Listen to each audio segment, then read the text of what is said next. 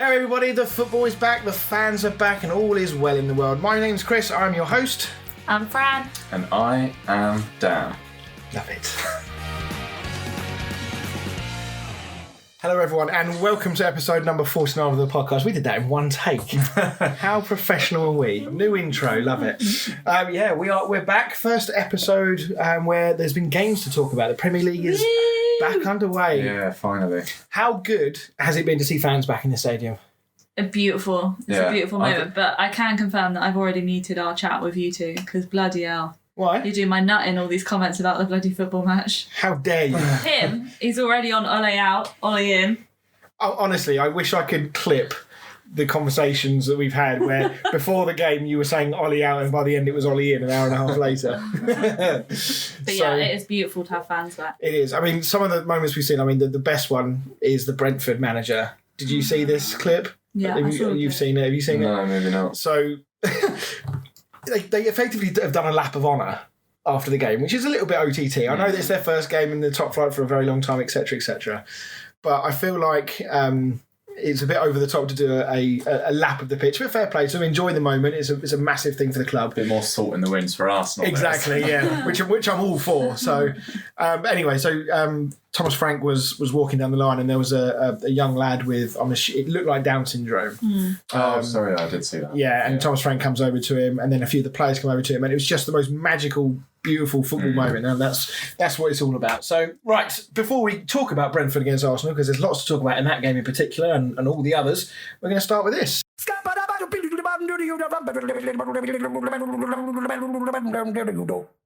Dan the stat man. Right, new season, new stat, and where else to start but with Fran's favourite player, Paul Pogba. So Pogba became the 7th player in Premier League history to assist 4 goals in a single game in the competition. But can you name any of the other 6? Oh, blimey.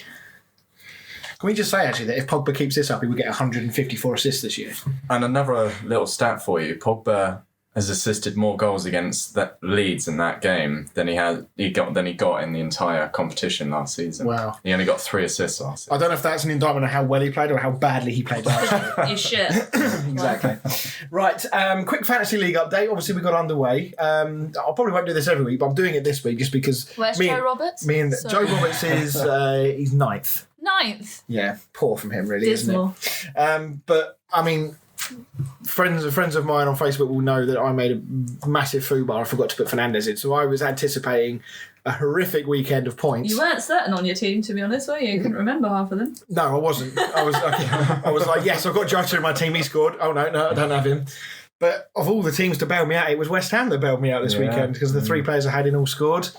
Sonny Boy got me a goal on Sunday. So it wasn't too bad in the end. I've ended up with 96 on top of my work league. And then now Kickabout one, which has, it was something like 54 teams. And I think we've actually got a couple of new entries of people coming in. There's 2 more coming in. Jordan Kirby's coming in. Iden is as well. So, and Dan, you're sitting 2nd. Yeah, I'm happy with that. 112 points. It's a good start to the league. So if you have got a team, by the way, and you've already entered, you can still enter the league. You don't have to, as long as you've created your team before the start, you can enter the league later. So if you want to join, all the links are all on our socials, so do get involved with that. So let's get to the football because there's lots to talk about this evening. Let's start with the game that kicked us off, on Friday night, Brentford against Arsenal. I think we mentioned it on last week's show, didn't we, that we sort of fancied Brentford in this one, but I don't think anyone really expected sort of the game to pan out in the way that it did, and we'll get to Arsenal because there's a load of stuff to talk about there. But let's first of all start with Brentford. It's their first game in the top flight for 74 years. Massive achievement, and boy did they grasp it with 2 hands. Yeah, and it was quite an end-to-end game, but I think Brentford always looked the more dangerous than Arsenal. I felt like Arsenal started okay, yeah, and then the longer the game went on, Brentford, it seemed to me there was only one winner from. Yeah, and I think the Brentford, is it Frank, the Brentford's manager? Yeah, Thomas Frank, yeah. I feel like he had a game plan and Brentford pulled it off to no end, to be honest. I don't think, obviously it was unfortunate that Arsenal lost Lacazette and Aubameyang sort of just before the game, I think it was. Yeah, I think there's more to that, personally. I don't buy into the fact that they both suddenly got ill. You think they just don't want to play? Yeah. They don't want to be at Arsenal? Well, I've not heard anything about Lacazette too much, but I've read things about Aubameyang saying that he's not happy. He's had a big falling out with Arteta. Why would you want to be there? Well, I mean, yeah, they're a bit of a sorry state at the moment, but just sticking with Brentford for the moment, I think most people, including us here, we've all put Ivan Toney in our dream teams. Yeah. Everyone's looking at him, and probably Brentford fans are as well, as the main goal scoring threat. He didn't score, but he was a handful all night, wasn't he? And he got man of the match, which goes to show, when a striker doesn't get any assists or any goals and gets man of the match, he's obviously doing something right. Yeah, I mean, the second goal that Brentford scored, it's one of those goals where on a Saturday afternoon at our level, if that goal goes in, you are fucking fuming. Yeah. So for a Premier League team to concede a goal like that, it's just it sums up Arsenal. Really. What's your opinion on the goalkeeper situation at Arsenal? No, with that goal. What, as in whether it was a foul or not? No foul for me. I think when you look at it back, I can see why. There's been a bit of a push this year with referees to stop giving so many soft fouls, and that has to translate to goalkeepers as well, because they've been overprotected for a long time. But when you watch the replays back, if anything, it's a foul the other way, because Leno's got hold of his shirt. Yeah. So, and then, he's perfectly entitled to stand there. If Leno's going to be that naive to try and get that tight to him and realise that he's not going to be able to then move across his goal. He shot himself in the foot, so absolutely no complaints from my point of view from the foul. It would be good to see more of those decisions, because I do feel like, you even look the goalkeeper in the eye and it's a free kick nowadays. Yeah, and sometimes when the keeper comes out and clatters a defender, an attacker, and the attacker's got his eyes on the ball, looking at the ball, jumping up, and often the foul is given against the striker when it's the keeper that's clattered into him. So... with Brentford, there's always this element of Premier or newly promoted teams riding the wave of positivity from the year before. Brentford came very close the year before. They got up this year via the playoffs. We've seen, obviously, Watford have a good result the weekend against Villa. Norwich, to be fair, they've had a bit of a tough start. I feel for them. They've got Man City. Yeah, they've got Man City next. It's not going to get any better, is it? And last time they came out, they had Liverpool first game, didn't they? Yeah, and I think Liverpool just seems to batter them by at least 3 goals every time they play them. Yeah. So, it's unfair to judge Norwich right now. But how far do you think this Brentford team can go? Because I think a lot of people are suggesting they might be a little bit of a surprise package this year. I think with the championship, the promoted teams, you've got to give it sort of 5 games or so. I don't think you can judge off one game, because even Watford were really good against Villa, but then they conceded those 2 late goals. So, if the match had gone on a bit longer, I could have seen Villa turning it around. Just took the shine off it a bit. Yeah, but with Brentford, obviously that would have been sort of one of their hardest games, you would have thought. It's going to boost their confidence, isn't it? So yeah, a 2-0 win at home. I think they've got a Crystal Palace next, so there's no reason they can't go on and win that. And if they pick up 6 or 9 points from their first sort of 3-5 games, then you're laughing. Yeah, no. I think I like the approach Thomas Frank's going to take. He's already said he wants his team to be very bold. He wants to be quite expansive, which has caught out other promoted teams in the past. I'm thinking like Fulham, where they tried to play in the same way. And I just... You're trying to be a bit like Leeds? Possibly, yeah. There's an element of that. Maybe he's seen what Bielsa's done with Leeds and thought, you know what, we might get, we might be on the wrong end of a few hidings this year, but we are going to win more games than we lose. We're going to stand comfortably if we take this approach, which... And I think he will get a lot of joy with that team that he's got. He'll get a lot of joy against a lot of teams in the league. So, but I just wonder whether when I saw Brentford in pre-season against West Ham, I looked at them and I thought, you know what, they create a lot of chances. My only issue was, do they convert them? What happens if Toney doesn't fire the goals in like they kind of expect him to? Well, he didn't even have a shot, did he? No. And they didn't even have, the first 10 minutes... Brentford didn't have a touch in the opposition third, in the final third. Yeah. So Thomas Frank obviously was gearing them forward, and they grew into the game as it went on and won. So there's going to be more... As stupid as it sounds when you're playing Arsenal, they're going to be a lot harder tests. Yeah, and I think, for me, I could see their game plan quite clearly. It was sort of a kick up to Toney. He would either bring it down or header it onto Mbeumo, and then Mbeumo would sort of go through, and then it would lead on from there. Plus, they've got the long throw. And I feel like Toney he obviously absolutely schooled Ben White, and I'm surprised that wasn't sorted out by Arteta. I think that goes to show, sort of some of the issues there. Yeah. But I feel like, Tony against Van Dijk is a very different story, and I don't think Tony would have as much of the ball aerially as he did against Ben White. Yeah, I'm very keen to see how even Tony gets on against Van Dijk, Maguire, Diaz. Those top Rudiger at Chelsea as well, and Christensen. Those big, tall, strong, wise, experienced players. Can he influence the game in the same way, or is he, going to get found out a little bit, for want of a better expression? Let's talk about Arsenal. My next door neighbour's not going to appreciate the next segment, but I think he's prepared for it.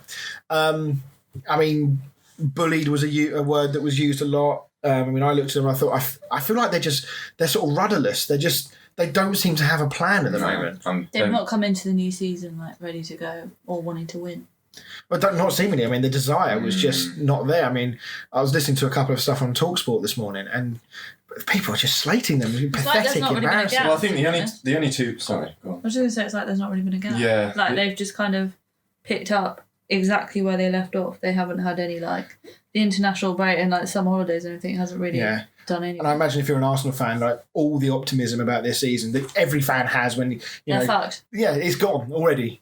And I just don't see an end in sight for this for Arsenal right now. At least Arsenal Fan TV gets a lot more views when they... Oh, God. But do you know it's bad when you actually start agreeing with Arsenal Fan TV? You look forward to watching it. I love it. I love it when that is. I was going to say the only players that I thought actually had a really good game, or a good game at least, were Tierney and Smith Rowe. Yeah, I agree.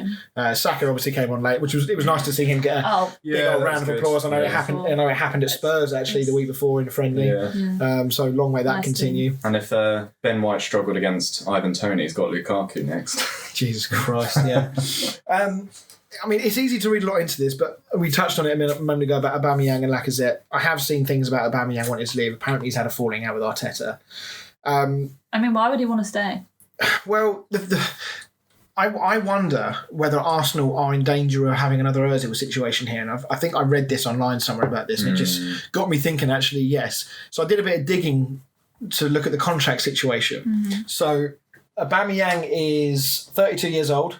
He is on a reported 350k a week, including loyalty bonuses and other bits and pieces. That, does he? Well, the problem is he was given that contract when he was really performing. Yeah. And since then, he's just fallen off a cliff. But the thing is, I think he could still really perform, and I think he's still got at least another season in him. But it's just not at Arsenal. Well, that's the thing. But that's what I mean. I think if he was actually passionate about it and wanted it, he could make it happen. But I just don't think he wants it. Big fish in a small pond situation, I think, with Aubameyang. Technically, still their club captain, is he not? Aubameyang? Yeah. He was. I'm pretty sure I know Xhaka, I think, is holding it for the moment while he's not there. But so anyway, so that's Aubameyang. Lacazette is on 180k a week. And these are all 3-year contracts. These have still got 3 years to run on a lot of these contracts. Yeah. You've also got Willian there, who's on close to 200k a year. That was such a bad transfer. So you've got 3 players, all the wrong side of 30, taking up £37 million a year in wages, £720,000 a week. They made the mistake with Ozil, giving him a big old contract, and then it didn't work out. Have they done it again? Yeah. Because who's going to want to right now? Who's going to want to buy Willian? Who's going to want to buy Aubameyang? And who's going to want to buy Lacazette? And even if they do, Arsenal won't like the fee that people are going to offer. Mm. And are those clubs going to offer those sorts of wages to those players right now? It's a difficult one with Arsenal because they just... I would say they're in a rebuilding phase, but they just don't really seem to be building it very well. No, and it's also worth noting that Bellerin apparently is desperate to leave as well. Yeah, and I've seen... I'll do the transfer a bit later, but I've seen some transfer rumours for Aubameyang and Lacazette, so I'll talk about them later. But. Yeah. And then to really put the icing on the cake, we talked about AFTV and how, frankly, they've been a bit of an embarrassment to Arsenal over the years, especially when Wenger was still there. I think it went from being a bit of fun to just being outright embarrassment and a bit of a tarnish on the reputation of Arsenal. But it's now got to the point where I watched one after the game at the weekend, and they were noticeably toned down. It's almost like they took all the bullshit, all the acting out of their talking, and they were genuinely like, we are actually shit. Yeah. Like, we are actually in big trouble. And I just don't think that Arteta is the man to turn it round. So icing on the cake, Amazon documentary this season. Ready for that. They must have like a little fortune teller and just know that it's going to be a Well, I think everyone knows it's going to be a shit season for Arsenal, isn't it? I mean, I don't know how much control Arsenal are going to have over this documentary, but if the season, let's say, I know it's first game of the season and things can turn around very quickly in football, but if it carries on like this, if you've got this transfer saga with Aubameyang and it gets public with this falling out with Arteta, but if this comes out now, this is not going to be, apart from the money, there is no benefit of this to Arsenal. This is going to, again, harm their reputation even further. That's embarrassing, isn't it? Especially really is. If we get a sort of fly-on-the-wall view of it all. What are sponsors going to think of the club? It's really is crazy. So, and I just wonder as well, sometimes when you talk about teams like Man United or Chelsea, and they have, in the past, over the last 4 or 5 years, they've had moments where they've been really, really poor, but they've always seemed to bounce back, whether it's bounce back to, really finish the league strong or win a trophy, whatever it is. And the common phrase is always said, come on, we're Man United, we're better than this. And I feel like we're almost at the point where you can't say that about Arsenal anymore, because it feels like the DNA and the history that wasn't so long ago with people like Henry and Bergkamp and the Invincibles, it feels like it's so close to just being completely overridden by the current state of affairs that Arsenal are in. I do feel sorry for Arteta, because obviously he's come from being with Guardiola and come from City, and you can actually see him trying to play the Man City way.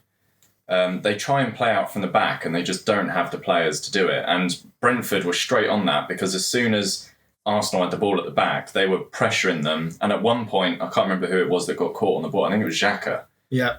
He got caught in his own box as he went to turn, and Brentford were straight on him and nearly scored almost straight away. But they didn't learn, problem with Arteta, I think he's got that game plan, and I find this with Ollie a lot of the time, that they have these game plans, and if things aren't going the right way, they just keep going and just hope that it will, suddenly work. Yeah, one of their players will bail them out. Rather than go to a plan B, they just keep trying plan A, and then it inevitably doesn't work, because these other more experienced, they don't even have to be better coaches, they're just more experienced, and they know exactly, how to shut Arsenal down, how to shut these clubs down. But it's amazing. I mean, Brentford's manager, to the best of my knowledge, is not managed in the top flight of any league, to the best of my knowledge. They had a combined collective amount of 10 minutes experience in the Premier League from Ivan Toney from a club, Newcastle, wasn't it? Yeah. And yet they looked like an experienced Premier League outfit the way they approached that game with the desire.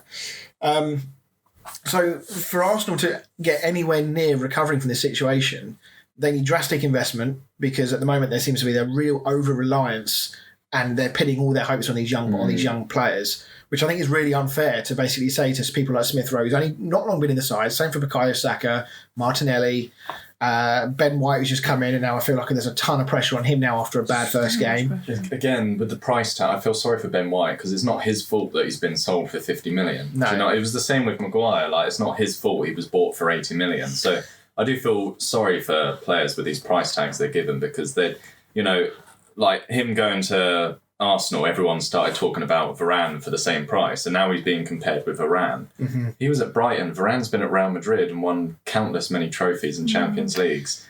Ben White only just made the England team, and he didn't even play. He got called out. Exactly. Yeah, I'll be honest, I'm the same. I didn't really know much from Brighton either. I can guarantee you all season he'll be compared to, I can't believe they bought him for 50 million and United got Varane for 40 million. That'll be me. But it's not his fault. I do feel sorry for him. So do you think that Arteta is on borrowed time? Yeah. Yeah. I mean, he's... Oh, you were about to give away one of your predictions there, weren't you, Dan? See, I thought about putting him as my prediction. I went with somebody else. Yeah. But having seen that first round of fixtures, I wish I'd gone Arteta. Although the person I put also got smashed and didn't look very good. So there's every chance it could be him as well. So, yeah, I mean, Arsenal fans staring at the possibility of really becoming... they've not been in Europe. This is obviously the first season they've not been in Europe since 1990. They've not been in the Champions League now for 5 or 6 years, where before that they were... You could almost write them down as fourth place every year. You knew they were going to make the Champions League one way or another. And it just feels like now the best they can hope for this season is to scrap with the likes of Spurs, Everton, maybe West Ham, maybe Villa, and try and get into that Europa League. And that is literally as high as their season is likely to go.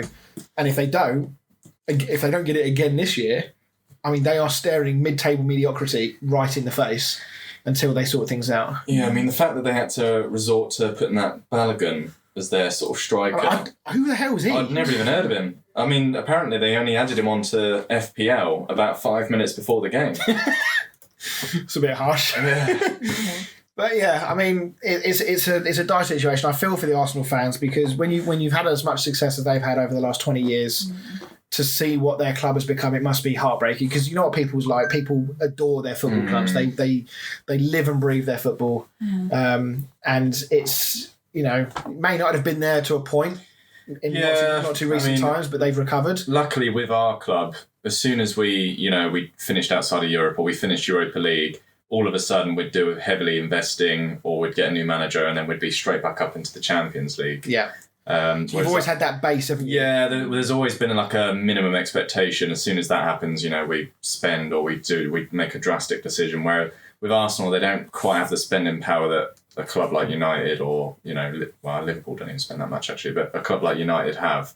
They can't just go and spend 150 million and sort of shake that team up. But I do think they've not helped themselves out because some of the players they've bought over the last 5 years or so have just been appalling. Yeah, and they've got this habit of thinking that we can sign one player for big money and that's enough. Where actually they probably need a very large clear out and probably need to sign 6 or 7 players. Yeah. And I just don't think Arsenal are going to do that. They've historically never been a club to do that, so why would they do it now? So long sort of discussion come to a close then. What do you think they're going to do this season? It's tough to predict after one game. It's always easy to be like, they're going to be fighting relegation, this, that and the other. I think they'll definitely be top 10. But I think that's because Arteta won't be there and a new manager will come in and shake things up. Yeah. No. And then one final dig at Arsenal is that the plight of Arsenal has now become worldwide news. The Rwandan president... When you first said that, I was literally thinking... You think I was talking shit? Marvel. No, I was thinking Marvel. Marvel? Rwanda. Yeah, but it's Wakanda. Wakanda, yeah. Oh my God. Imagine if Black Panther got involved. So Paul Kagame, I think that's how you pronounce his name, the president of Rwanda. So just to set the scene. Why does he know about this? So there's a Visit Rwanda thing on the Arsenal shirt. So there is obviously some kind of commercial sponsorship link there. Anyway, he tweeted, "We must not accept or excuse mediocrity. A team has to be built with a purpose to win, win, win. So that when we lose, it is not expected. I am sure we all know on whose shoulders the heaviest burden rests." Dig at Arteta. "I hope they know too, or even accept it." End. It's not the end because he kept going. "It's been a struggle of about decades, ups and downs, more downs until this point. Can't we have a plan that really works? One part to look at is how we deal in the market.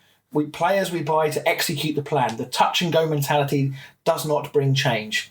What? It's football. It's a loss of Arsenal to Brentford. Brentford deserved to win, and they did. The game itself aside, Arsenal and the fans don't deserve to kind of get used to this. No. I say this as one of the big fans of Arsenal. The change has taken too long to come. I mean, I think we should give him a standing ovation for that. I mean, that's sort of like Oscar speech worthy, that is, isn't it? But yeah, a very potentially long season for Arsenal and for the president of Rwanda.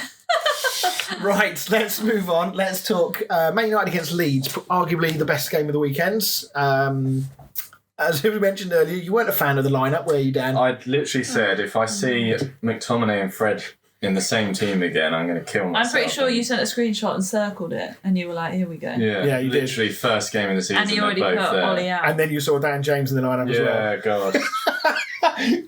I mean, you also likened yourself to Dan James. Yeah, well, yeah, you did. You said if you were a bit quicker, you'd be Dan James. I literally would.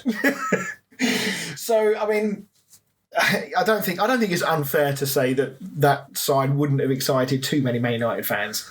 They've seen Jadon Sancho is obviously on the bench. They would have hoped that he would have started, but you can understand why he hasn't started straight away. But it didn't take long for things to settle down, did it, with Bruno Fernandes? No, him and Pogba were in a class of their own in that game, to be honest.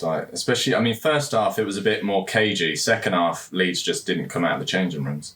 No, it's quite interesting because before the game, Solskjaer was talking about trying to ease the burden on Fernandes and his goal scoring.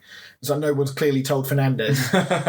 That's another guy. I mean, I think Do you think it's fair to say that it's actually gone a little bit under the radar just what a signing Fernandes has been? Yeah, I mean, he's been unbelievable. Do you think he doesn't quite get... I mean, he gets a lot of plaudits, don't get me wrong, but do you actually think he doesn't... Credit. Yeah, but maybe because United haven't won a trophy since he's signed. Yeah, potentially. And I think everybody always says that, like Fernandes and stuff like that, he only scores penalties. I didn't see a single penalty in that game. So. No, and all three... Well, the second goal was a bit scrappy, but the first two were very well taken, especially the third one. What about Mr. On-Off, Mr. Paul Pogba? I mean, what's the latest with him to the best of your knowledge? I can't ride this journey with him again. It's got to be consistent. I need all on or nothing. It's too much. I think it'll be same again this season. I think, 1 week he'll turn up. He'll love it. I bet right now he's loving life, that he's getting so many plaudits and everyone's loving him. In a few weeks' time, he'll be shit. He'll be all over Instagram doing his dancing with his brothers. Yeah. Well, his contract runs out at the end of the season, so we might see one of his best seasons yet. Do you think he's going to run down his contract? Putting himself... I think so. Well, I think he said he'll stay if we make him the best paid player at the club. Oh, fuck off then. What have you done to deserve that? Well, exactly. One good game in however many years. I know what Graham Souness would say. Yeah, it's fair to say that I know what Fran would say. Goodbye. Him and Mika Richards had a little bit of a ding dong. That was quite amusing. I think I sided with Mika. I think I have to side with Mika Richards on that. Yeah. You can't in one breath, criticise Paul Pogba, who's never actually said he wants to leave, and then make excuses for what Harry Kane's been doing at Spurs. So. But we all know that Souness he'll probably blame Paul Pogba for like climate change and everything else. So I saw something the other day about him blaming, something to do with the Talibans. For him not stopping the Talibans from invading Afghanistan. So, but no, I mean, credit where credit's due, it was a fantastic performances, and these weren't simple assists where he just passed the ball for 5 yards. These were outstanding quality passes that he's making. Well, the Greenwood goal was one of my favourites because the pass from Pogba was so on the play. It was inch perfect. Yeah, and then for Greenwood to just sort of run past Struijk, I don't know how you say his name, and the goal from Greenwood I thought was unreal. Yeah, that was Greenwood back to his best. That sort of level of finishing. We know he's got it in his locker. And the finesse to just put it right into the bottom corner. Yeah. Imagine when you got Rashford back. Yeah, and Sancho starting. Yeah, well, I mean, let's talk about the lineup then.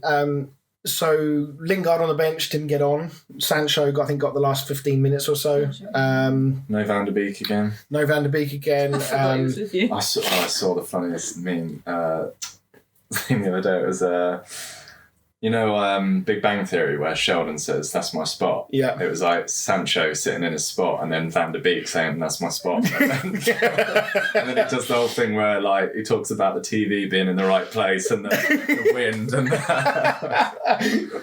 Oh, that's brilliant. But no, it's with Martial supposedly not going to be sold. Got Cavani to come back in as well. Yeah. Things are, and Rashford to come back, of course, as well. Things from an attacking point of view, things are looking pretty rosy for United. And finally, Raphael Varane was revealed before the game, and it's all done and dusted. I really hope they didn't wait so long to do that just so they could do it in the stadium. Like, if they put off having him for the first game just so they could get him to walk out in the stadium. stadium. See, I quite like that, though, because that's old school. Doing the old pitch reveal with the thing, because Joe Willock did it in Newcastle as well. Yeah, it's great, but not when they missed the first game. I know we didn't need him, but if we'd have lost that game, it would have been a totally different story. Yeah, maybe. But we don't know the reasons why it was held up. No. But yeah, it was nice to see him sort of come out and... The situation seems to change every other day with Jesse Lingard. So Stuart Pearce went on TalkSport this morning and has openly stated that West Ham still want Lingard. I've seen apparently he's changed his mind and wants to go to West Ham now. I've now seen this as well. It sounds like United are open to selling him and also open to selling him for cheaper than they originally wanted. I think they finally realised that they're not going to get the 30 odd million they want for him, and if they want any money for him, they need to do it now and just get rid of him. Yeah. I think Lingard not playing at the weekend might be more of a result of the fact that he's not long returned to training from COVID. Yeah, he had just come back from COVID. So there might be less reading into that. But Lingard must understand when he looks around at this team, because he tweeted Paul Pogba and Fernandes' initials and loads of fire symbols. Yeah. So he must know, looking out from the bench, he's like, fucking hell, how am I getting into this team after that performance? And he knows that he's going to go to West Ham and get in. Exactly. And he's going to play more often than not at West Ham, almost pretty much every week. We're in Europe, so he's not missing out on European football. I know he's not getting Champions League, but still European football. So, yeah, I sort of said before that I suspected West Ham might come back in for him again before the end of the window, and it looks kind of like it might happen. Yeah. Ben Rama just sat in his room crying. Right? Just putting the best performance of it in a West Ham shirt at the weekend. But no, I mean, the sort of game itself was a real statement of intent from United. You know, Solskjaer used the words, you know, this is the real United, I think he said. So does it give you real cause for optimism for this season? Yes, it does, but with Leeds, I mean, we beat them 6-2 last season. Just because the way Leeds play, it suits us down to the ground because we're a very counter-attacking team. And when Leeds come at you all-out attack, it's so easy to counter. And if you look at all of our goals, most of them were counter-attacks. Yeah. And I said that, I was round Joe's house, the Leeds fan we had on the show. Yep. And when I said to him, he was like, oh, you know, it's a dangerous position, you're being 1-0 up. I was like, it's probably better for us because now you've got to come out and attack us. Yeah. And we'll just counter the shite out of you. I mean, fair play to Luke Ayling. Not scored all season from last year and then scores an absolute banger. Yeah. But I interestingly read, we'll talk about Leeds now, I interestingly read again on TalkSport that somebody, I think it was a fan, I don't know if it was a pundit or a fan, talking about Bielsa that actually said we will get relegated if Bielsa does not change his approach to these games. He cannot continue to go in against teams who are far superior in player-for-player quality, regardless of whether you think Solskjaer is a good manager or not. If you try and go and play against a team with the likes of Pogba, Fernandes, and all those other class players, you are going to get pumped. And it seems like Bielsa is not learning his lesson. And for a manager that earns all these plaudits because apparently he's so meticulous in detail, with spreadsheets and everything else, it does seem interesting that he doesn't seem to change his approach. It's almost like Football Manager. We said this last year. Football Manager. You click LMA Manager. We're doing on YouTube. Next game. Yeah. And he's relying on the fact that that approach will win him 40%, 30% of his games, and it'll be enough to stay in the league. Yeah, it's interesting because if I met someone that had never watched a football game in their life, I would say go and watch a Leeds United game. No matter what team they play, they're entertaining, and the game's going to be a good game. But from a Leeds point of view, I mean, they're going to take a lot of beatings if they continue to play like that. Because last season, I think no one expected it. No one knew about it. And it took a lot of teams by surprise. Whereas this season, I feel like a lot of teams are going to, just look at the United game. Just look at how United played, how Leeds played. And I think if you go out with that approach, just sort of don't leave any space for them to attack. And when they do all get forward and attack, because it's similar to how sort of City and stuff play, but City have got much, much better players than Leeds do. Mm-hmm. I mean, Patrick Bamford didn't even have a sniff in that game. No. And he got hauled off after a while in the second half. I do feel like Leeds could struggle this year. And I'll caveat that by saying that they are still the exciting team that we know, and they may well win lots of games and win them by large goal scores or large overall goal scores in the game, both scoring and conceding. But I do feel like teams have worked them out. And if Bielsa continues to play the same way without a plan B, then every team is going to know the exact blueprint to how to play them. Yeah, and I think Joe was actually saying to me that they're sort of one of the favourites of being relegated by a few outlets. I don't know. I don't think I put them as a favourite to go down. I don't think they're that bad. No. But I don't think they're going to be troubling, because last season there was just a little bit of talk about them getting into Europe and challenging, but I don't think they're going to get anywhere near it this year. No. I think they'll be mid-table. Nice and safe, but nothing spectacular. And I think, if we get to watch entertaining games like that one, then I hope they do stay up. Yeah, absolutely.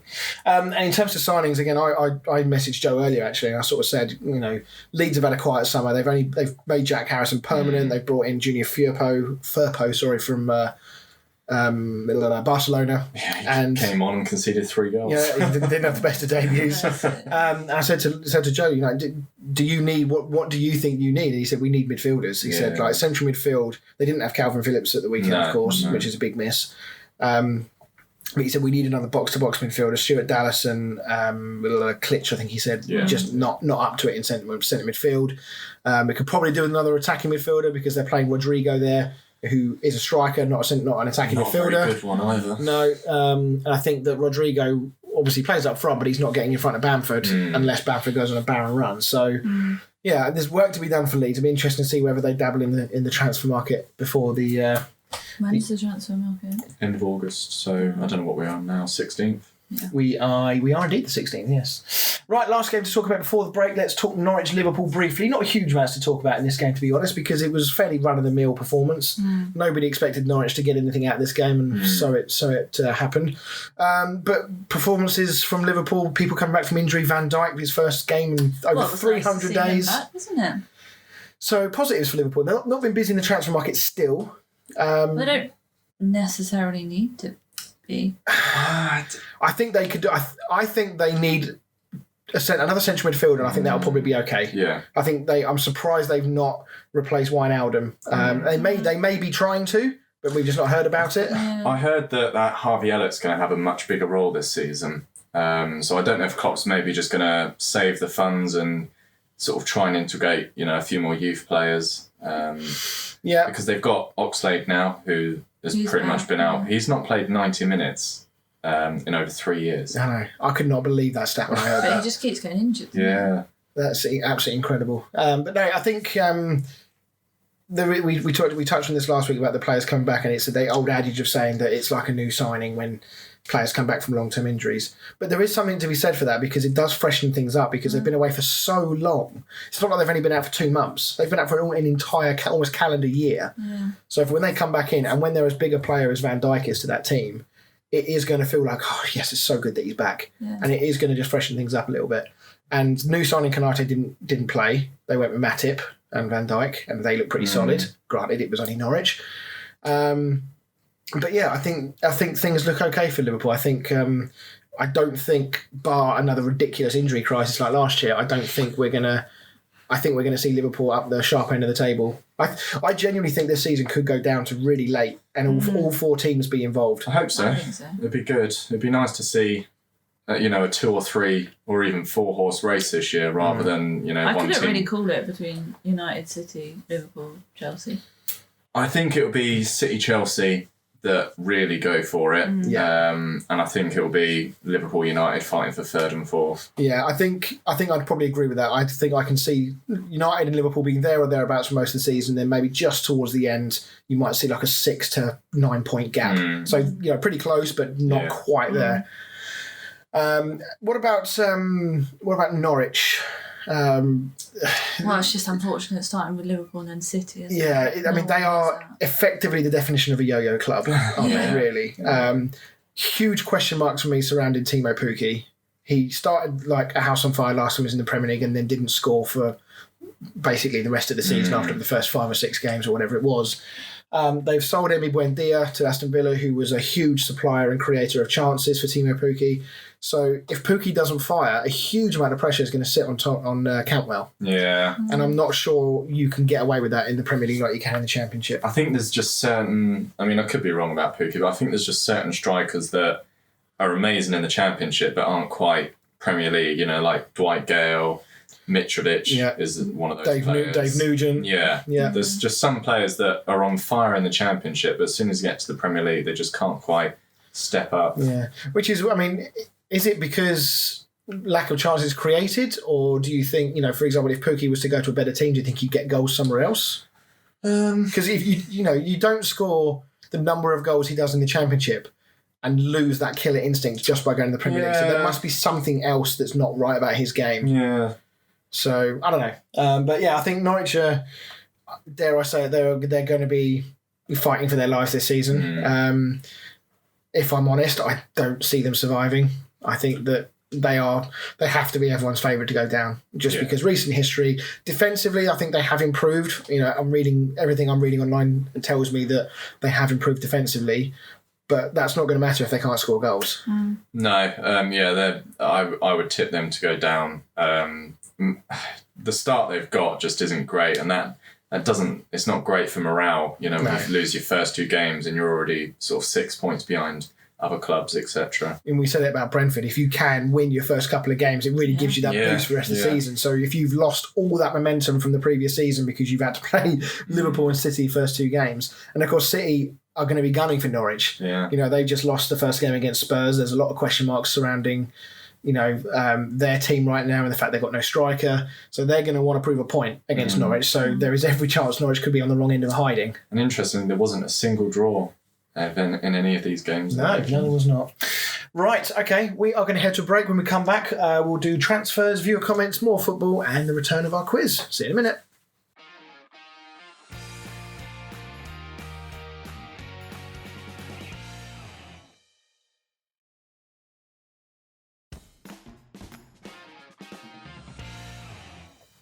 Hey everybody, and welcome back to the show. So before we get into the old viewer comments, we're going to get cracking with the transfer centre with Mr. Dan. So Dan, what's going on in the world of transfers? Not surprisingly, a lot of them are about Arsenal. They are a journalist's dream right now, aren't they? Yeah. So I was saying earlier about Aubameyang and Lacazette. Apparently they're wanted by Barcelona. What? I don't understand. So Barcelona have only just... So it's worth saying, actually, the update on Barcelona. PK took a massive pay cut, which has allowed their new signings to be registered. So Depay and all that played at the weekend. Aguero, I'm assuming, has been registered, but obviously can't play till November because he's injured. And Barcelona have come out today and said that other senior players are going to have to take large wage cuts as well. So... where has this come from? Unless, again, Aubameyang and Lacazette are going there for about 50k a week. Yeah, well, sometimes it's not necessarily a true story, but it's a publicity stunt from the club to appease fans. You know, I imagine Barcelona fans are probably fuming at the moment. Yeah. So if they they were all chanting Messi, weren't they, for the first 20 minutes? So if they start putting rumours out there, they're looking at, you know, Aubameyang and stuff like that, then it's sort of it's a lot of clubs do it. Even United and stuff do it. They put out there that, you know, we're looking at Haaland and this, that and the other, and you never hear anything else about it. No. And it drags on for months, and then all of a sudden the window's closed and, right, let's concentrate on the football. Yeah. So I wouldn't be surprised if that was just a publicity stunt to try and quiet Barcelona. But if you're a Barcelona fan and you've seen your club have, you know, in the straits that it is, you've had to see Messi leave, you're seeing Aguero come in and get injured. If you're linked with Aubameyang and Lacazette, is that really appeasing you? I do find it strange. Like, the problem with Barcelona is they've got a lot of old players that, you know, from the sort of the older era that were amazing and have slowly got old together. They've just got Aguero, who's 32, I think. Yeah. Aubameyang's 32. 32. Lacazette's 30. Yeah. Why are you looking at 30-year-old players? No. Braithwaite's 30. Yeah, look at your academy. Barcelona got a good history of bringing through academy products. Have they got no one in there they can bring through? Or look at signing youngsters. Take the pain for a few years. Sort your wage bill out. Yeah. Take the pain for a few years, and then build the next evolution of Barcelona. Yeah. Why are you looking at 30-year-old players that are past it at other clubs? And I mean, Barcelona should be looking at everybody's best players, not everybody's players. Yeah, that clubs want to get rid of. They should be looking at Haaland. They should be looking at Mbappe, who's rumoured to be running his contract down at PSG. Yeah. Why are Barcelona going for an Aguero that City no longer need and have let go on a free? I guarantee you Messi made that signing. Yeah, and stitched him up a tree. Well, I mean, I probably wasn't. It's not Messi's fault that. No, obviously he didn't know he was going to leave. Partly because he was the one on the ridiculous wages. But yeah, anyway, moving on. Chelsea are looking at signing 18-year-old Jude Bellingham from Dortmund after moving on from West Ham's Declan Rice. Woohoo! Aside from that being great news as a West Ham fan, I actually think that Jude Bellingham being in the Premier League would be a big plus. Because I'd love to see his development because I think he could be a big player for any club and also for England in the future. Yeah, I just can't see it happening for a couple of years. I can't see Dortmund selling Sancho and Bellingham in this window. No, especially as I know they're going to lose Haaland next year. And Haaland's release clause is up next year and every club's going to come in for him. Yeah. So I can't see them selling two of their sort of stars in the same window. You see Haaland was at it again at the weekend. Yeah. Scored, got a hat-trick and got hat-trick and 2 assists or something like that. Absolutely crazy. Liverpool forward Divock Origi is on the radar of Wolves, Palace and West Ham. Yeah, it's funny. So one of our listeners, a friend of mine at work, he's a Liverpool fan, and he literally would drive Origi wherever he wanted to go just to get him out of the club. He cannot stand the man. He does not accept the fact that he can be a good squad player, that he scored important goals for him. He just wants him out. He thinks he's the biggest shower of shit he's ever seen. Whereas I actually think he could be a good player if given a run of games. I do, yeah. I don't think he's good enough for Liverpool. I think that's obvious. But I think if he dropped down to the level you just talked about with those teams, I think he could do well. I think who did you say, sorry? Wolves, Palace and you. I think Wolves or West Ham would be a good bet. With respect to Palace, the way they are right now, I can see it being another Batshuayi situation if he goes there and just doesn't really play, doesn't really do anything. The team's not doing very well. At where, sorry? At Palace. At Palace. I think Wolves would be a good move. They need a backup striker to Jimenez. I know he's back playing now, which is great to see. But if he gets injured for one reason or another, they're struggling. They're struggling again. Adama Traore is now playing through the middle for Wolves, and his finishing is very much questionable at best. He had the most shots of any player at the weekend. Yeah, and of course West Ham. Everybody knows we're desperate for a striker because even though Antonio was outstanding again. He's a hamstring injury waiting to happen. Exactly, and you've got European games coming up soon. You're going to need a backup striker. We absolutely need a backup striker. And Stuart Pearce on the radio today was talking about Yarmolenko being a backup striker and Jared Bowen. It's like Bowen, yes, because he can move, but Yarmolenko is not a striker. I mean, all three of those are injuries waiting to happen, though. Bowen's not too bad. Bowen's all right. Bowen played the vast majority last season, but Yarmolenko definitely. So no, if depending on the price, I would welcome Origi at West Ham. I think it'd be a good signing for all three of those. If we can get him for say 15 million, something like that, around that mark, I think that represents good business. Yeah. Not much risk involved there. No, and obviously Liverpool are going to be using Jota and Firmino in that striker role, I think, so they're not going to need Origi. No, absolutely not. Burnley have made an offer of 12 million plus extras for Leon winger Maxwell Cornet. Be honest, I don't know a huge amount about him. I've seen him on FIFA, used him on FIFA. I can't say I know much about him playing in real life, to be honest. No. I mean, Burnley, let's put it plain, they're pretty boring as a team. They don't... I don't think any of their fans would disagree with No, they just never really show much ambition. They're always teetering on the brink, but always survive.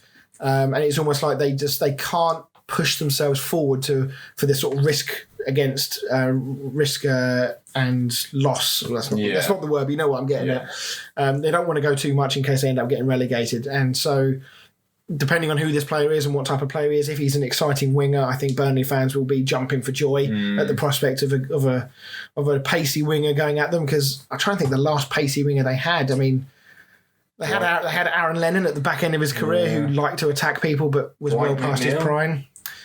Yeah, Dwight McNeil reminds me a bit of Moussa Dembele at Spurs. Sort of like carries the ball quite nicely, but he's not really an out-and-out attacking winger, I would say. I think he plays more centrally as well. But yeah, Burnley need to, if they want to keep players like Tarkowski and whatnot, they're going to need to sign some players and at least try and be a bit more ambitious and climb up the league a little bit. Yeah.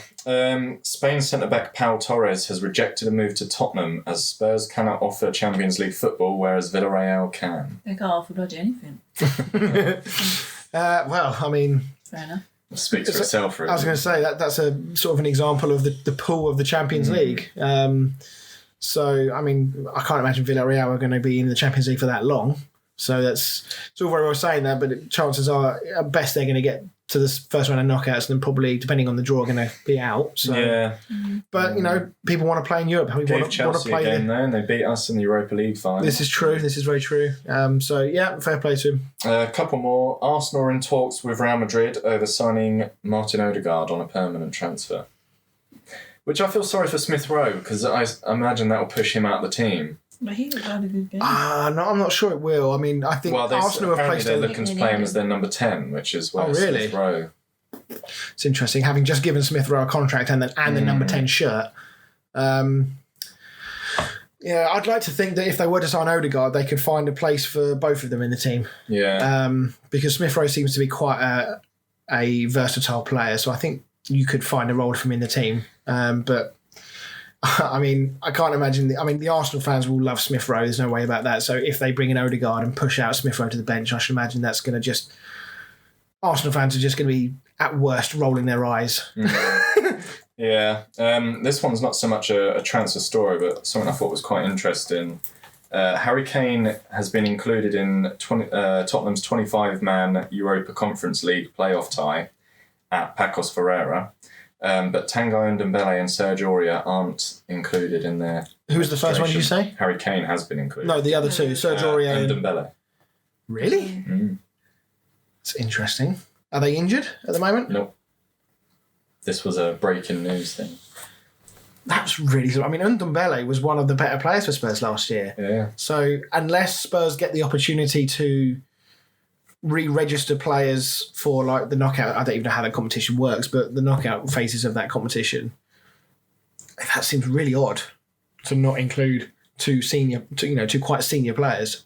And they've also stated, should Kane play for Tottenham, he can still play for a Champions League team going forward. Yeah, I don't really know with Harry Kane. I mean, we're actually going to talk about Tottenham Man City in a moment, so we'll leave the Harry Kane chat for that. But it's a bit of a crazy situation. Right, let's get on to the viewer comments. So, Fran, what have our viewers been saying this week? So we have got surprising how many players from the Euros were fresh and carried on form if they had it. Arsenal were miles off the pace. West Ham looking like the surprise package again. Yeah, they were. Fans made all the difference. Look at the swing between home and away form from last season. Yeah, so last year there was a record number of away wins in the Premier League, and we only saw 2 on the weekend, I think, and one was a comeback win from Brighton, I think, against who were they playing? Burnley, wasn't it? Yeah. And the other one I think was a. I can't remember who the other one was. But yeah, there's only 2 this weekend. And I think we're going to see that home advantage come back into especially for teams like Brentford. You know, it's so key, the home form, when they've got the home fans screaming behind them to make use of that. So, thank you for that comment. Any others? Pete said, once again, proving that the Premier League is the best league in the world. Some dramatic scorelines and all the podcast teams winning result. Yeah. I didn't even think about that. What a rare occasion that is, all 3 of our teams winning. Thanks, Pete, for bringing us together. And as always, Joe Morton, here we go.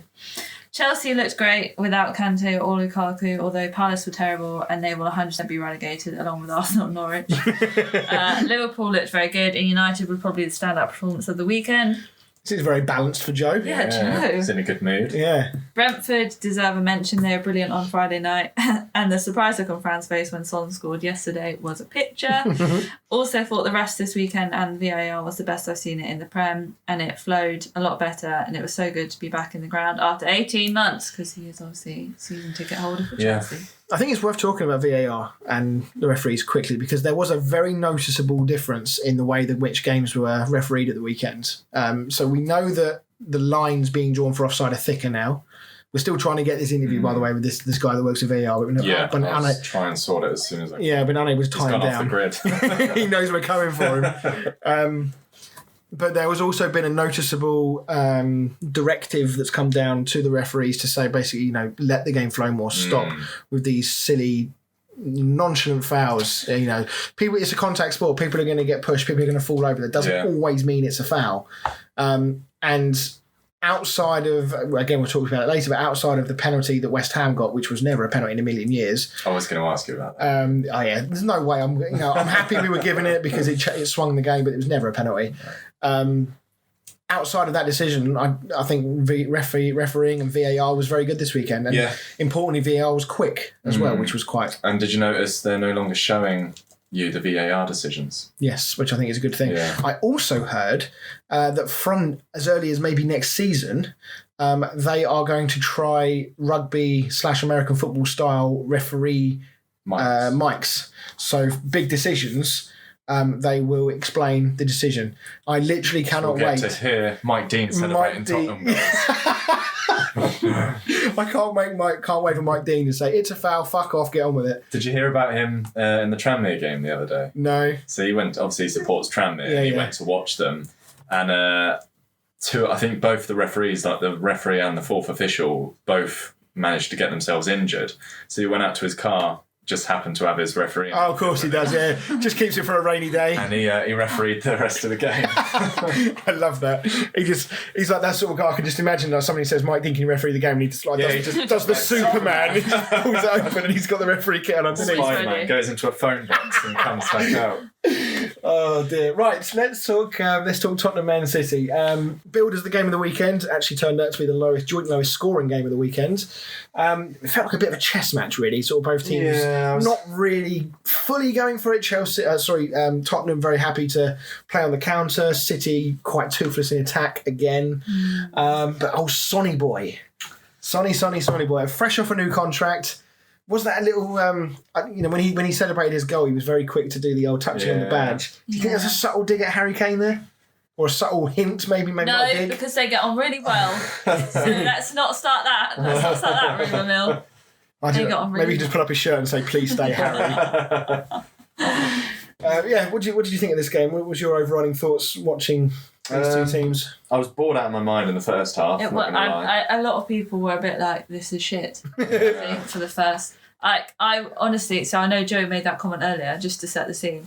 He walked in the room as I was, it was on mute, and I was kind of watching it, kind of talking to people, and he was just like, "How's it going?" And I was like, "Well, it's shit, isn't it?" Literally, Son scored, and I was just like, "What's just happened?" Yeah, it was. Yeah. The problem was that even though this game was billed as the big game of the weekend, we often see that those games don't necessarily turn out to be particularly entertaining, as was the case here. But of course, all the narrative with this game was either about Harry Kane leaving, and of course, City are the team that's supposed to be buying him, so that's the extra narrative. Yeah. And of course, lots to talk about Grealish and his performance after his big money move. So it did kind of overshadow the game a little bit. But let's focus on those stories, I guess, because there's more to talk about than there is about the actual game. What do you actually think is happening with Harry Kane?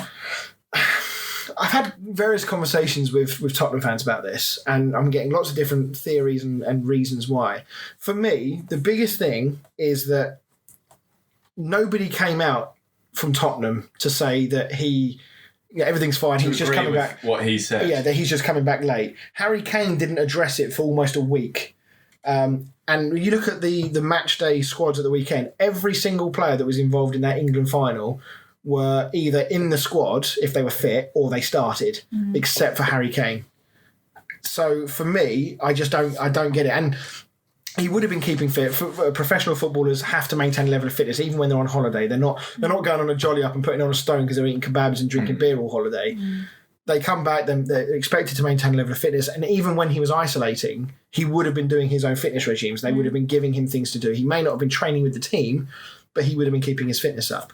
So the fact that he's only coming to training on Friday, I don't buy that as a reason why he couldn't have at least been in the matchday squad, even if he only got 15 minutes at the end. I don't buy that. So for me, I totally agree with the people like Gary Neville who said that something has gone on here.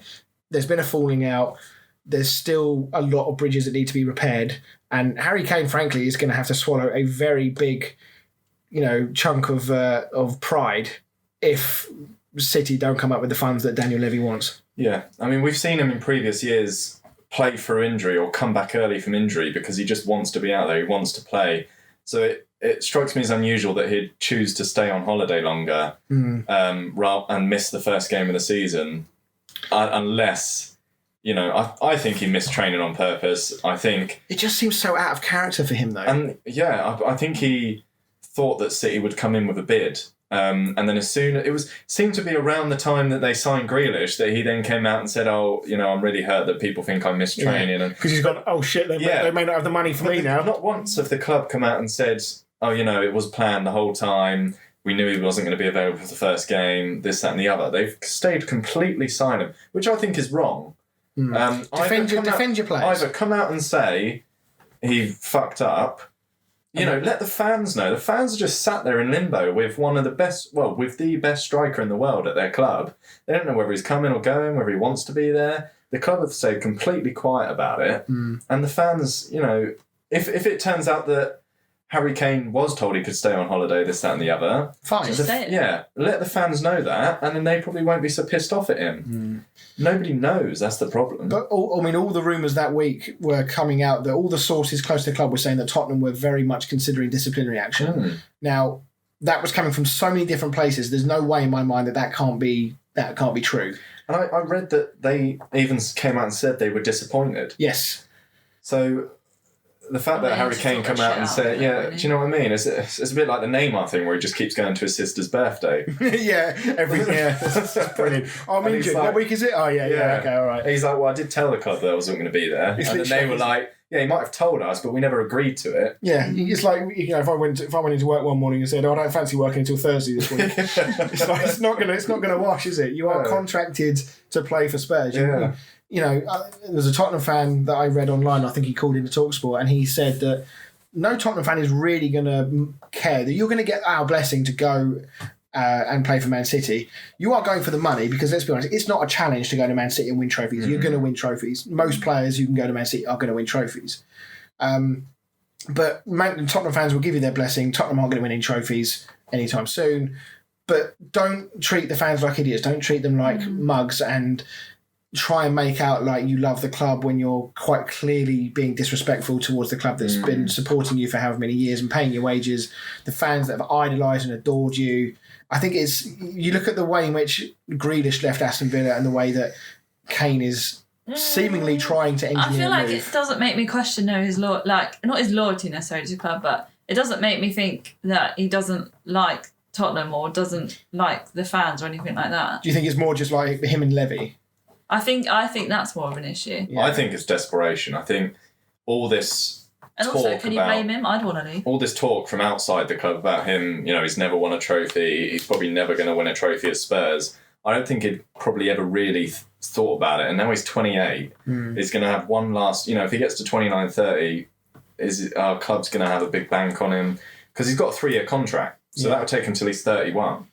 And the big thing was that he had a verbal agreement with Daniel Levy that if they hadn't won a trophy by now, he would be allowed to leave. I'm not even funny, but you're a £150 million player, in theory, on a 3-year contract with one of the tightest owners in history. Do you really think he was just going to let you walk out the door for anything less than what your potential value is? Yeah, and I mean, in the same way, that's why Grealish left Villa. I mean, Villa put a value on him that they thought was reasonable, and City paid it. But that wasn't a verbal agreement. That was a verbal written and contractual agreement. Absolutely. And it all fell in place.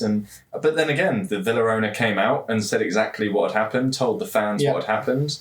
And, obviously some people were pissed off, but I think they'll get over that in time. And whereas with Tottenham, it's completely the opposite. Nobody has a clue what is going on. No, it's weird. Just talking football-wise, obviously, the actual performance itself, there were a couple of standout performers outside of, obviously, Son, who was very good again.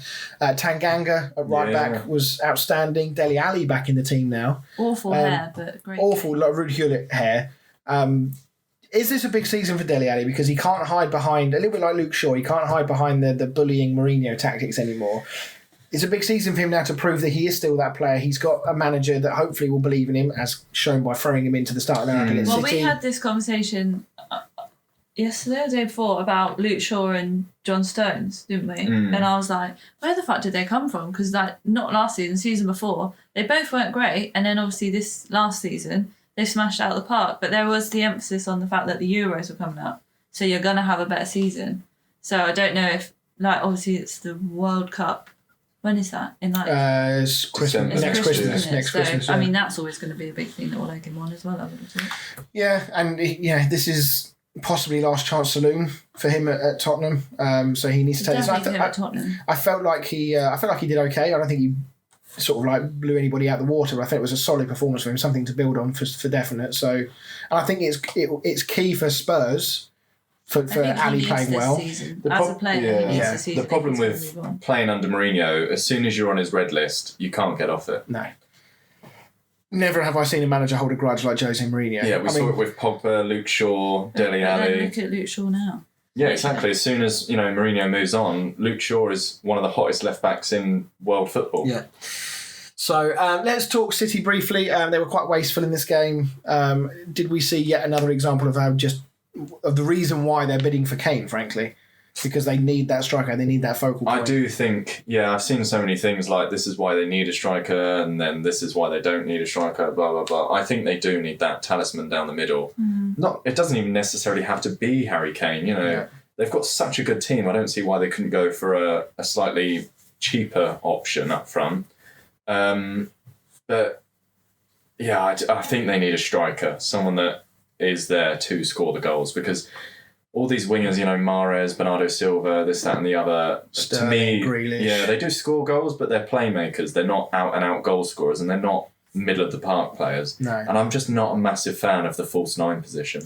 No, I mean, if you look at every other team in the league, if they don't have an out-and-out goal scorer, they've got plenty of other players in the team who are going to contribute. Yeah. Look at United. They've got nobody in that team that's probably going to get you 20 to 25 goals a year, with the exception of maybe Fernandes if he has an absolute blinder. But if Fernandes isn't scoring, you've still got Greenwood. You've got Rashford to come back in. You've got Pogba that can sneak in the odd goal. You've got Sancho, Cavani. Chelsea have just sorted their problem out by bringing in Lukaku. Liverpool have got, obviously, the front four that score a lot of goals. So I feel like City, as strange as it sounds, don't have the goals in them without that striker. I know. I just hear me out. Last season, I feel like they did get away with it a bit because of the standard of the other teams had dropped away until the latter part of the season, where they all sort of like went on a bit of a run and caught City a little bit. But I just don't feel like City can afford to do that again this year with the way the other teams have strengthened, the way the other teams are coming on. I feel like they'll get found out. Really behind in goals then, compared to amount of goals compared to other. I'll be honest, I haven't looked at the numbers. For me, the only team I've seen the false nine work is Liverpool, because you've got Barcelona, Firmino back in the day. Yeah, but I mean in modern days. Yeah, Firmino seems to be happy to be that playmaker and assist the other two. If you're going to play that role, I think you need clinical wingers like Salah and Mane. Whereas I don't think City, Mahrez, he's on and off all the time. Against Tottenham, I didn't think he was that great. On other days, he's been outstanding. But I don't think he's going to score them 20 goals a season. Yeah, so 2019-2020, so the season before last, Manchester City scored 102 goals. Last season, they scored 83. So they've dropped 20-odd goals. I mean, they've still scored 83, which looks to me compared to everyone else. To be fair, that is still the most in the league. So, all right. Eat your hat. Okay. That shut me up. But I genuinely feel like my point still stands. I just wonder whether can they get away with that again? Because they don't have Aguero to come back in. Because they still had Aguero that season. I know he didn't play a lot. Really do that much, did he? Well, I think one of the big reasons for them not winning the Champions League was down to them not having that striker, and they didn't play the CDM either. Potentially, but I would disagree. I never really disagree with you, Chris. But I'll disagree with you on this. That's good. I think, like every other team has got loads of different people that can score, so see. Yeah. Okay, well. But happy to I will watch. Likely be proved wrong as the season goes on when Sterling. If Harry Kane wants to join Sterling, Grealish, Ferran Torres, Gundogan, De Bruyne, all get to double figures, and then I'll have to eat my words. So.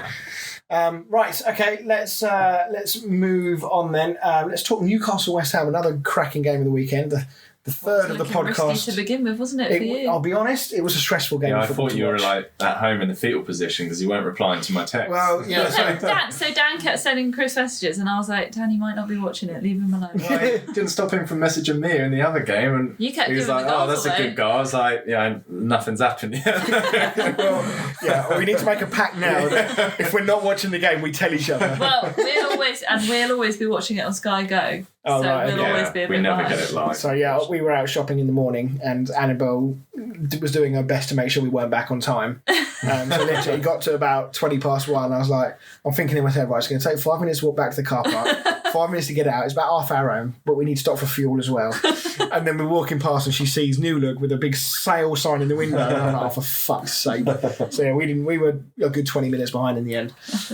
So which is why I didn't look at my phone. But yeah, the first 15-20 minutes was just so stressful because it was so end to end, it was so open, and if you're a neutral, it was brilliant. If you're a fan of either side, it was like heart palpitation stuff.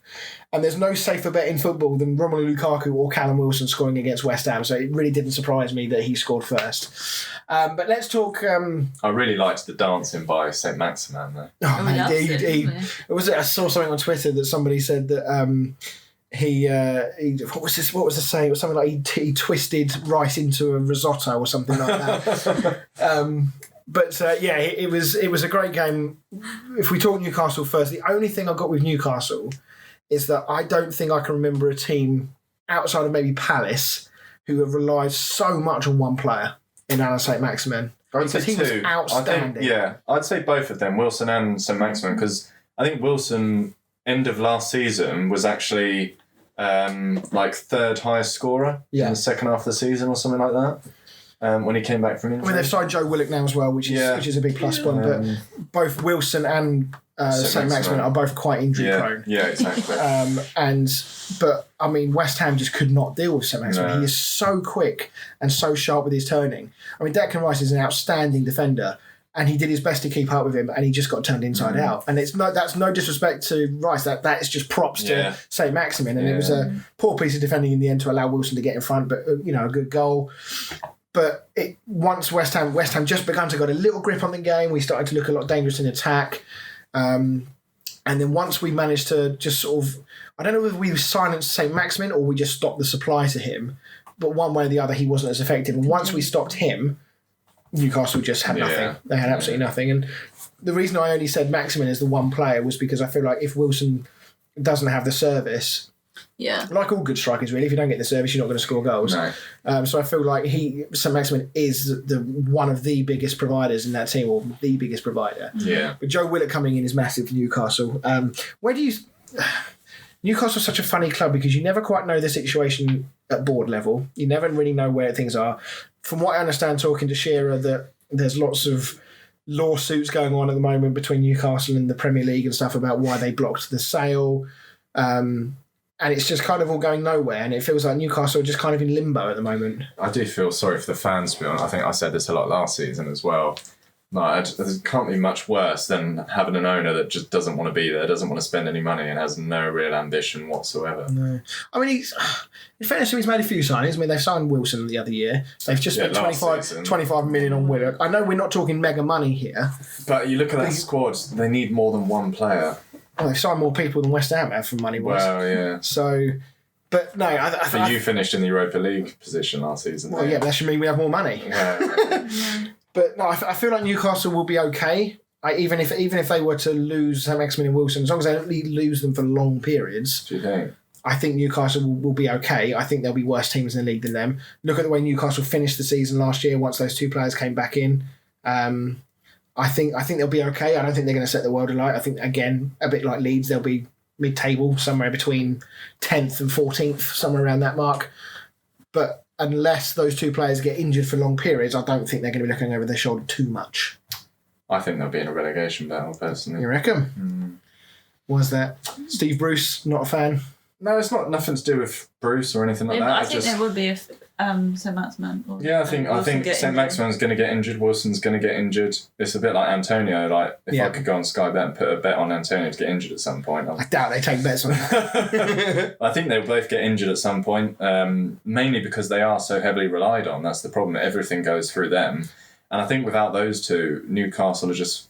And Shearer will hate me for this, but they're just fairly average, and I think they'll be... Defensively, I do question them. Yeah, I think they'll be fighting relegation along with sort of Burnley, Palace, Brighton, with those teams again. Yeah, I do wonder what Newcastle fans thought of John Joe Shelby starting, bearing in mind that he's barely played any minutes in pre-season. I think that was quite a strange call. But and then just to touch on West Ham, obviously, we spoke last week that they look good going forward. And I had anticipated Ben Rama being key to West Ham in the early part. He's had a great pre-season, and him and Antonio were very much central to everything that West Ham did going forward.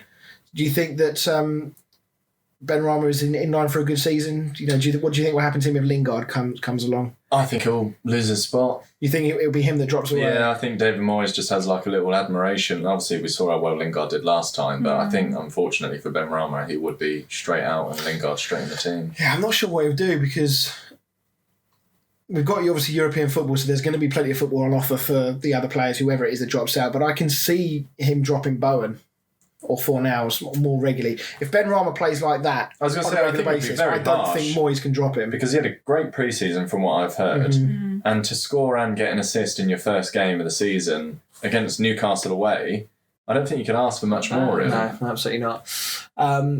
Just touching on the penalty, I'm presuming there's absolutely no complaints here as to our thoughts about it should not have been a penalty. I was very surprised. I can understand why the referee gave it.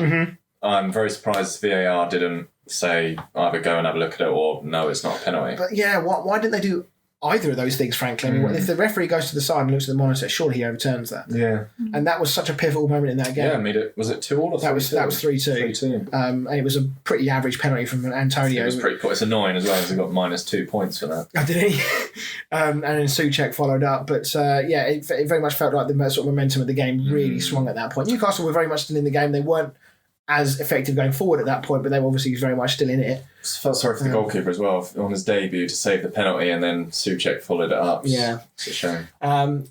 What about Antonio? I mean, we talk about his injury record and stuff, but he's so important to this West Ham team. He's now the joint top Premier League goal scorer for West Ham with 47 goals, which I'm not sure whether that's a real props to Antonio, given that he spent a lot of time at right back and Well, right wing. did you see he said not bad for a right back. Yeah, so I'm not sure if it's like fair play to him or whether it's just a horrific indictment on the level of strikers that we've signed in the Premier League era. That Paolo Di Canio is our top scorer, and we only had him for about 3 or 4 years. Yeah. But yeah, 47 goals, so he's pretty much guaranteed to break that record and sort of legend status confirmed at the club if it's not already. But Paul Merson came out and said that there are very few players in the Premier League better than Antonio at doing what he does with his pace, his power, his hold-up play, the way he can sort of shrug off defenders and potentially even have 2 defenders occupied. Does he have a point? I mean, if let's say, for example, Antonio wasn't as injury prone, do you think that other clubs might take a look at him? I think he reminds me of a slightly smaller Lukaku, to be honest. The way he plays, he's powerful, he's quick, and he gets into those positions. I think he's pretty much a Lukaku, just a slightly smaller version. And he actually, his statistics for shots on target are actually pretty damn decent. Well, his goal was a very good goal. Really well taken. The problem is with Antonio is that when he doesn't hit the target, he tends to miss by an absolute fucking mile. Before that penalty, how he headed it onto the post. Oh, I know. That's classic Antonio. Like he'll score a goal like he did, and then he'll miss from 2 yards. So, but no, I think there's a lot of people have said that West Ham are going to struggle this year because of the European football. One that my counterpoint to that is that I would say yes, if West Ham weren't going straight into the group stages. With other teams where we've seen it happen, and I'm thinking Wolves, Burnley not so long ago who did that. They had to go through the playoff stages, so their season began way before the Premier League even started. Yeah. So they were probably 8 games deep before the Premier League even started, whereas West Ham don't have that.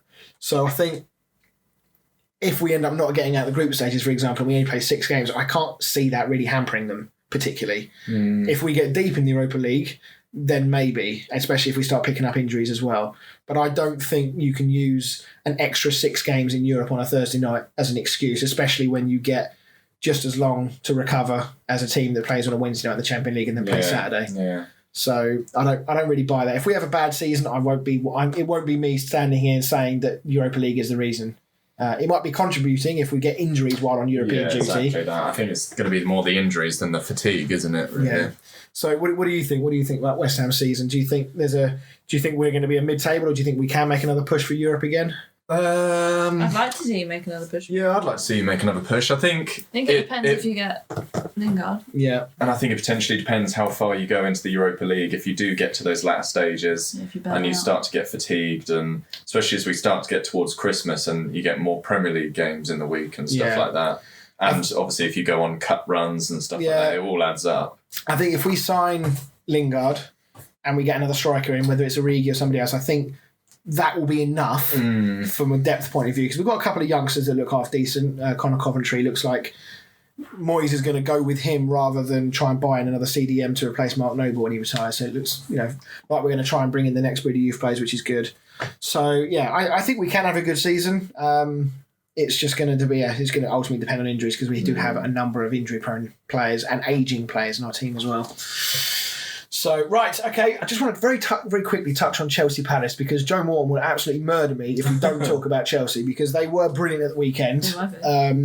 We've said that they're going to be there or thereabouts this season. We said at the start of the show that we suspect that it's going to be out of them and City. Lukaku has officially signed. Is he the missing link? Is he the guy that's going to potentially fire them to the title? Well, Timo's not, is he?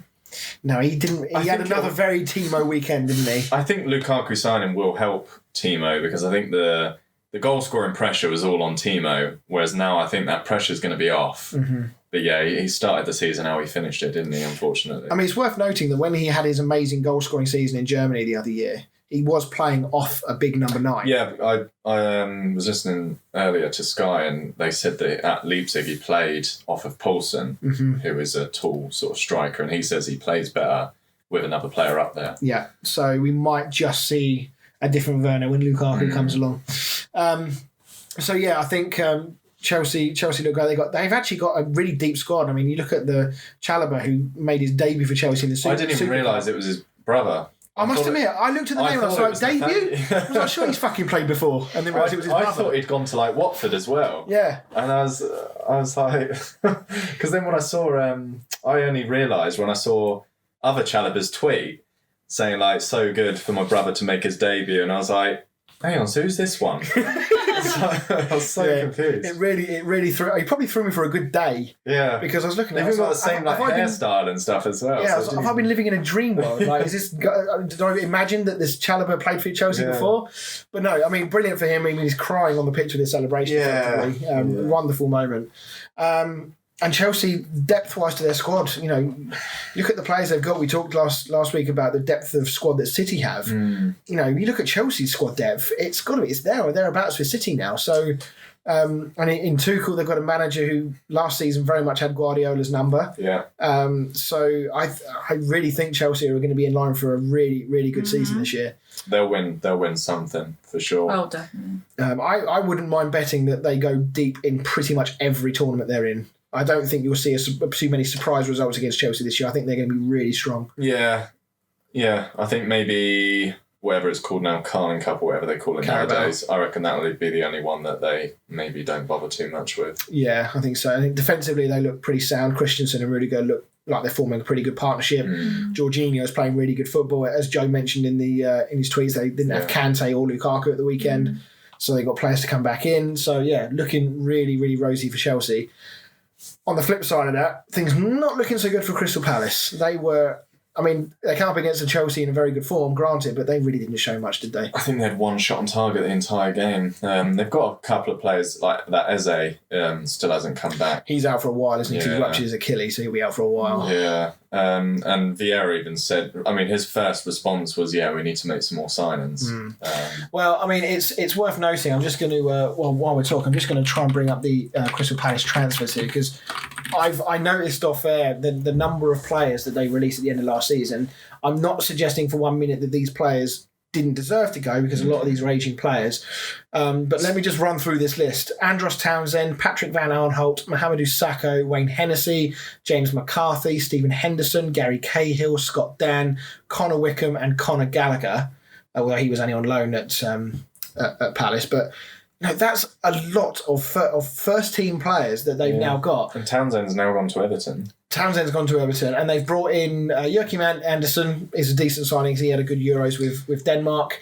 They brought in an under-23 defender from Chelsea called Guehi, and they've also brought in Conor Gallagher again on loan.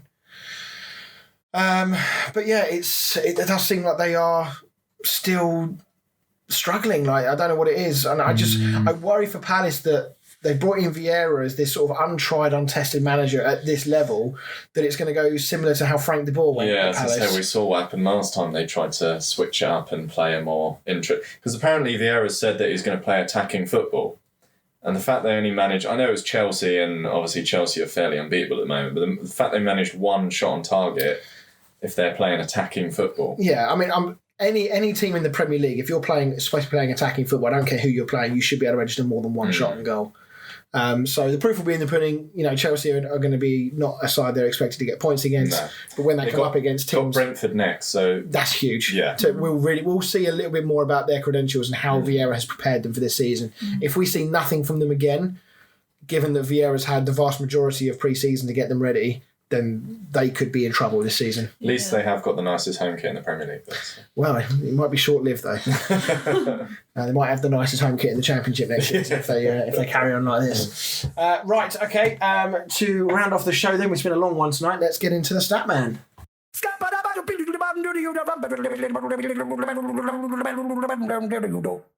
Down the stat man.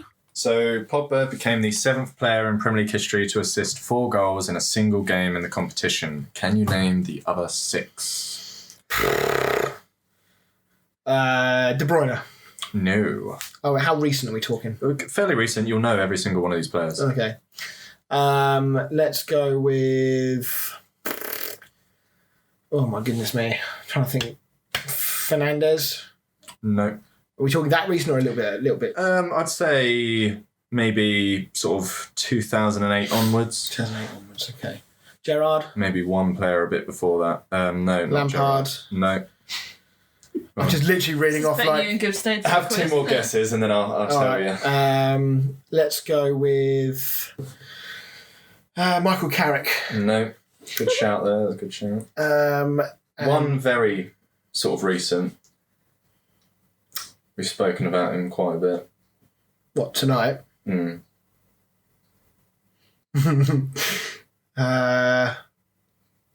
Werner? No. Harry Kane. Oh, yes, I should probably guess that. Is another one Son? No, it's not, no. Adebayor. Really? Mm. Blimey. Didn't think he passed. Yeah, there's a bit of a trend with these. Must have been miscontrol. Dennis Bergkamp. Okay. Jose Antonio Reyes. Oh, so it's Arsenal City, Yeah. is it?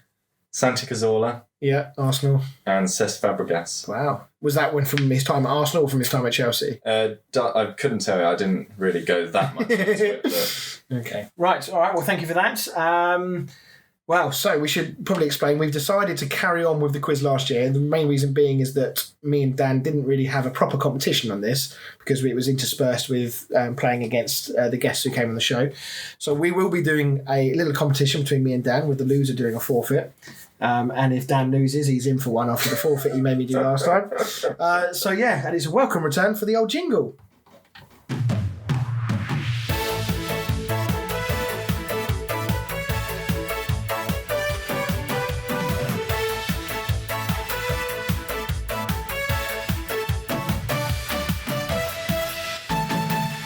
Literally I forgot how long that was. Sitting and twiddling your thumbs waiting for it to finish. I was thinking it's a lot longer than I thought it was. I forgot how long that jingle was. Anyway, welcome back to a new season of Football with Fran. So as Chris just said, we're doing the similar to last season. I will name a player and how many teams they have played for, and then whoever I pick to go first has to pick how many teams they think they can name, and then the other person has to say if they can name more. Mm-hmm. So, gone for kind of easier, just to ease you in. Nice. See how we go. So, Chris, because you lost last season, you can have first dibs this Thanks. season. I feel like that gives me a real advantage for this quiz. So the first player is Gary Cahill, and he has played for 6 clubs. Okay. I'll go 3. All right. Yeah, I can't do 4. So then, Chris, name them. Bolton, Yeah, Chelsea, yeah, and Palace. yeah. So the others were Aston Villa, Burnley on loan, and Sheffield United on loan. Yes. Well Good done. start, Welch. Yes, well done. The next player is Robbie Fowler. Played for 8 clubs. Dan. I think my maths is wrong. Potentially 9. I did this very quickly. 1, 2, 3. Yeah, 9. Apologies. Maybe 3. I can't do more than that. I think I can do 3. Gonna risk it? I'm going to... Dan didn't sound very confident with that 3. I don't even think I can do 3. So I think I'm going to let him do his 3. I don't even think I can do 3. I don't even know if I could do 2. Definitely do 2. Can I? I don't think so. Literally, I can just think Liverpool. Yeah. Southampton. No. No. So the 3 I had was Man City was 1. Yeah. Oh, God. Was he at Cardiff? Yeah. He was. Yeah, that was my 3. Yeah, no, I only really know him from Chris, Liverpool. Yeah, so Liverpool... Well, Wikipedia reading in the off-season's coming in handy. Liverpool... That's what you've been doing when you've been up with Matty, just reading Wikipedia. Liverpool, Leeds, Man City, Cardiff, Blackburn, North Queensland Fury, Perth Glory, and... I mean, what's that? How do you pronounce that? Mulhanfong. Mohangfong United. The Thai Premier League. Yeah. That sounds like the old Cisco Fong song. It does. Next one Chris, wins. well done. Next Well, one wins. If you get it, you win anyway. So next one is That's Nick. best of 5. Yeah, so you'll be 3-0 up if you Oh get yeah, it. I'm on 2-0 up. Sorry, I've never been in this position. You obviously Never, didn't ever. practice maths while you were The next one is Nick Barmby. I've never even heard of the bloke. Have you heard of him? Yeah, I have. Well, congratulations. I'll go 2 then. I'll take the easiest 2. Yeah. I assume you're not going to outbid me here, Dan. Well, I might as well go for it. I've never even heard of the bloke. I'll go for 3, I guess. Go on, then. If he's double bluffing, this is literally the best double bluff I've ever heard in my life. If he's done me here. I've never heard of him. Literally never heard of him. Nick Barmby. Palace? No. Wow, that's a good start. I had Palace and Hull. Yeah, Palace. Sorry, Liverpool and Hull. I was going to say I should have let you have it. Yeah, Palace. No, sorry, Liverpool and Hull. Liverpool and Hull, yeah. So, Tottenham, Middlesbrough, Everton, Liverpool, Leeds, Nottingham Forest and Hull. Yeah. What era was this? When did he retire? Probably 6 years ago, 7 years ago? Yeah, so Hull was 2004 to 2012. Jesus Christ, Daniel. Horrendous. And that's the win. That's the 1-0. Have I ever been in front in a competitive quiz with you? I don't think you were like 6 behind in the last one, weren't you? Yeah. So the next one, super easy, Cesc Fabregas. Dan? Oh, leave that till now. He's played for 4 teams, sorry. He's played for 4? 4. Oh, I can do all 4. I was going to say, I can do all 4, yeah. Well, I didn't know how many he'd played for. Go on. Monaco, Chelsea, Arsenal and Barca. A little bit of oomph for yourself. Catch-up's on. Yeah. Very pleased with yourself there. And the last one is Shane Long. He's played for 6 teams. Just checking. Yeah, Okay. How many do you think you can name?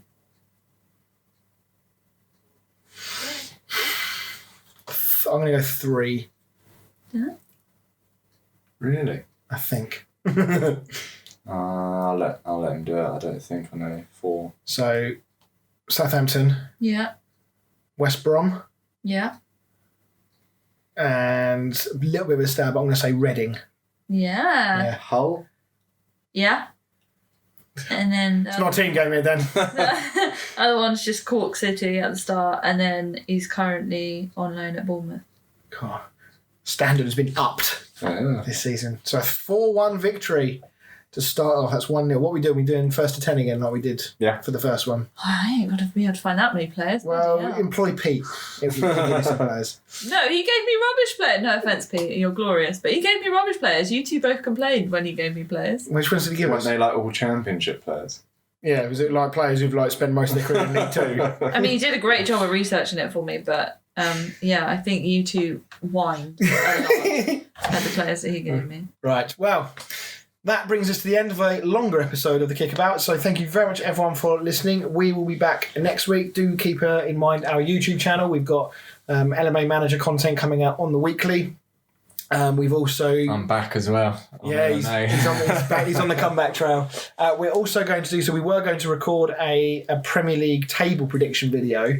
We've kind of missed the bus a little bit on doing it before the season starts. So what we're going to do is record it once the transfer window is finished, so that we've got not only a few games worth of evidence to make our decisions, but also a complete transfer window. So it sort of makes sense to do it around then anyway. So me and Dan and possibly Fran as well will all be giving our predictions on where we think teams are going to finish in the table. Fran's just giving me a look like she might not get involved. So yeah, keep an eye out for that. Do give us a like and subscribe, share us around the place, and we'll see you all next week.